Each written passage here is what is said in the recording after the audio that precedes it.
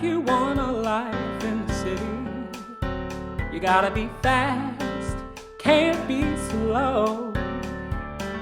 If you want a life on Broadway, let Broadway tell you what you know. You gotta visualize and vocalize, work out and be on time, show up and show out every day. Fuerte and jete, Shanae and ensemble, but don't let your joy become passe. Get your act to crack, get your act to crack. Your life will be easy breezy.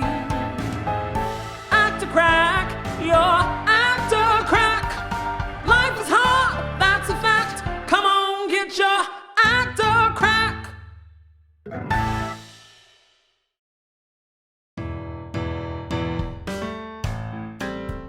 I'm originally from Pennsylvania, and some of the things that I've done are the tour of Drowsy Chaperone, South Pacific, Sister Act, and now Cinderella. It started like in the womb, I think. My dad writes music for a living, he's a composer. My mom and dad met doing 110 in the Shade in community theater, no big deal. And then basically, the minute I was born, it was just musical theater records all the time.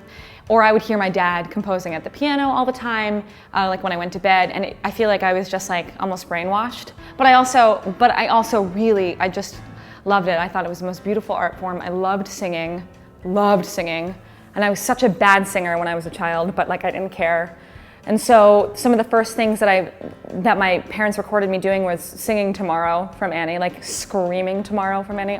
Every season on Broadway, I find that there is one show that makes me re-believe in the art form, that is so transformative to me, and it fuels me, and it makes me want to be a better actor and a better person and a better audience member. But it's the visual of seeing the show and feeling like I'm a child again. Last year it was Ghost, but when I was like 8 it was Secret Garden, when I was 7 it was Most Happy Fella. There's always something, that one show that just like sits with me in my heart for like the rest of my life and makes me understand and realize why I chose to do this crazy business for a living and why I will continue to do so for the rest of my life. My name is Marla Mindelle, and my act to crack is when theater makes me feel like a child again. Throat coat, my electric tea kettle, and during Sister Act I had, have you ever heard of vocal zones? They're like these little lozenges that you put like in the side of your throat and you like suck on them and you get a lot of moisture.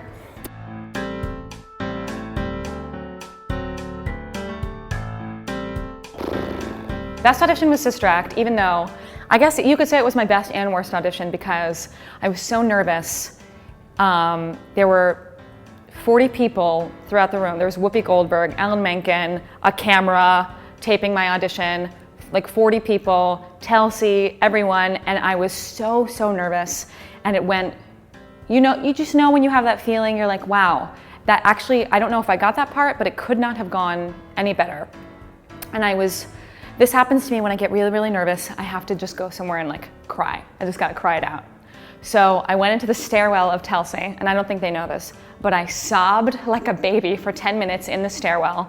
And then when I emerged, I was going to rehearsal for like a nymph show, and I had like mascara just like streaming down my face, and I walked into rehearsal with all this makeup, and like no one told me like on the street. So it was amazing and incredible, but it was also embarrassing because you would think like after a certain point of like hearing no all the time or like getting rejected all the time that you kind of like get the skin and the resilience to just be like, well, whatever.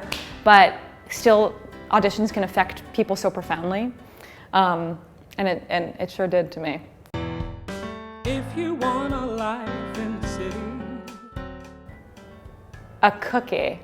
I was gonna say a drink, but I know I don't want a drink. I want like a sweet, like I want like a piece of cake. I want Amy's bread. That's what I want. Amy's bread. Visualize and vocalize, work out and be on time. Inspiring people. Just the other day, there was somebody being like, oh my God, it's my dream to just be signing the autographs at the stage door. And I thought that was like, oh wow, that's such a simple dream, but it's such an amazing thing that, you know, you just come out and sign somebody's autograph and you've like made their day.